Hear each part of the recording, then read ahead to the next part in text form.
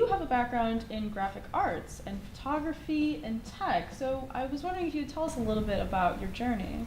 Sure. I came to law later after doing photography for a while. I got my MFA here in Chicago at Columbia College. Nice. And after that, that was when Photoshop was coming up, interactive design with what was then Macromedia Director, and Flash came along later. Mm-hmm. So I got very interested in the digital aspect of art and in coding, and did that for a while before I went to law school. Earlier you were saying a little bit about how you like to work with individuals and kind of get them beforehand before any legal issues come up.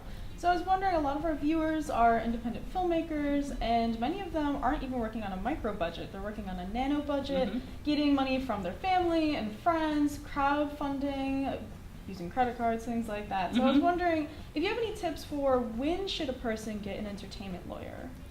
If you need to talk to a lawyer more generally, certainly there are organizations like Lawyers for the Creative Arts that you can go to. I'm all about prevention. So if you're working together with somebody on a script, you want to make sure that you've worked out your co-writer's arrangement, that you agree who owns what. If you're going to start raising money, you certainly need to have those kinds of things in writing too.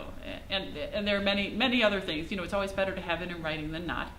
Yeah. But so I would say, of course I would say as early as possible, but there are ways that you can get some of that legal advice, not entirely for free, but at a lower cost. So you were talking a little bit about preventing legal issues. That it's better to get legal advice sooner than later, and yes, it is very expensive.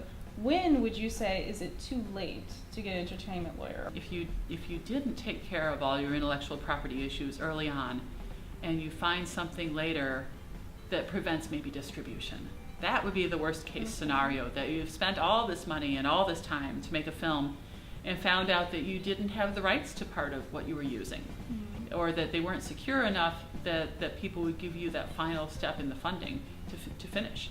So that could be, and I suppose it's never entirely too late. There are certainly workarounds. It costs you more to fix problems later than to take care of them up front. Having an original script, you're probably safer and know more about the rights than if you've decided you want to use a book, a story that you've heard somewhere else. That may be a little bit more of an issue. You can get the rights to those, but it takes negotiation, it takes legal documents to make sure that you have those rights. What would you suggest to people who are putting out their content, you know, ostensibly for free, but might be concerned about somebody stealing their ideas and using them for profit? Well, you can certainly file with the Copyright Office yourself. You don't need a lawyer to do that. And it's not terribly expensive to actually file a copy of your script. Some people file with the Writers Guild as well, but you really should file with the Copyright Office because that's what gives you the legal protection. Do you have any final tips for filmmakers?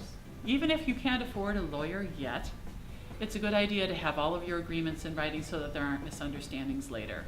The misunderstandings and the conflict and the litigation generally come later when there's some money at stake.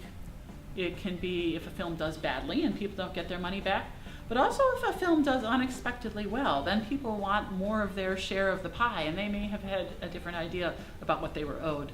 So definitely, whether you can afford a lawyer or not, get things in writing, but certainly consult your legal counsel as soon as you can on these issues. All right. And that's today's episode. You can find Chicago Film News on Facebook and Twitter, Chicago Film News, and also don't forget to subscribe to our YouTube channel.